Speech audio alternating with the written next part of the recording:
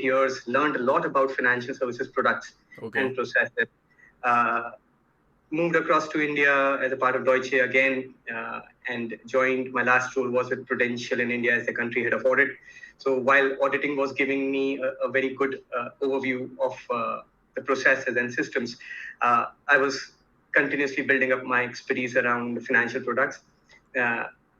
In my family, I mean, it's a chartered accountancy family. I call it as a cricket team. I've got around 10 plus chartered accountants in the family. Okay. And hence, truly, like the firm which I have, Banyan Financial Associates, we call it as a one-stop shop for any financial need a person has.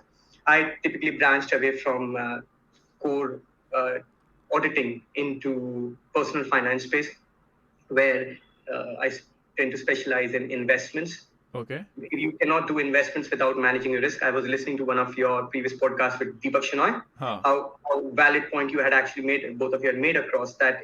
I mean, insurance is such a key part, mostly overlooked by people. Right. So I classify it as in a car analogy, Sharan, that if I want to go for a, let's say, 200-kilometer run on a motorway or highway, before I get onto my car seat and ready to kind of depress a pedal, I would rather want to do some safety checks, like whether my brakes are on, my lights are on, and my seat belts are working and things like that. Right. Only then I'm kind of going full blow on my pedal, assured that when I would need any kind of risk management systems in my car, they're all working.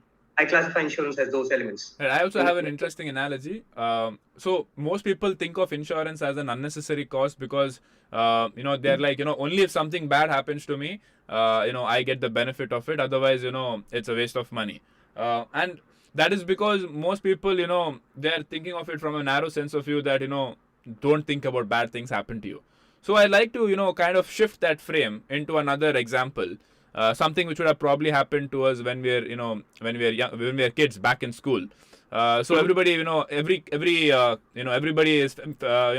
a bully in school, right? One person who would kind of, boss around other people, and maybe, if you had pocket money, he'll probably steal it from you. Maybe your lunch money, he's just gonna steal it from you. So how you can think of insurance is, let's say there are like a group of 100 kids in a classroom. And this bully is kind of taking money from maybe he's taking money from one person per day and doesn't know who those 100 people are. One person is going to lose his money, and that person is not going to be having lunch that day. That is just going to starve for that particular day. So there is another guy in the class, maybe the nerd of the class. He's like, all of you guys have 10 rupees lunch money. Why don't you guys give me 1 rupee each, all of y'all, right? And if the bully targets you on that particular day, I will give you 10 rupees to compensate for that lunch money, right? So that is how I would like to explain, because it's very, people, when you explain the actual insurance product itself and how it works, people think of it like, it's a company trying to make money from me. But when you actually translate it into an example like this, which resonates back to our childhood, I think it drives the point much more, strongly. And how brilliant it can be. I mean, one person, you're buying yourself a risk cover that if you do not have food that day, someone is going to feed you. Right. I think that should be a product as well. I mean, that doesn't happen in the real world, but yeah. So I just wanted to understand. So see, in India, insurance penetration is very low for the reasons that we just talked about, right? And as a response to that, there are several other insurance products which have come, which are like acting as insurance cum investment, right? The typical LIC insurance products which everybody is familiar with, that insurance uncle who comes to your house, or, every time our parents says, I have invested in these LIC policies, it is mostly these, money back policies or endowment policies. So what is your outlook towards that? And what do you think how do you think people should approach this? Should they completely avoid it? Or is there a certain group of people who could benefit from this? There's no straight answer to that, Sharan. Yeah. At the outside, if I say we would never advise any of our clients to do that. Right. But how the evolution of such kind of products were at that point when there were not many investment options available. People would never take insurance. Risk covers were unheard of. I remember around 20 years back or 20 odd years back when I was trying to think about this thing in my family, and I was saying, are you serious?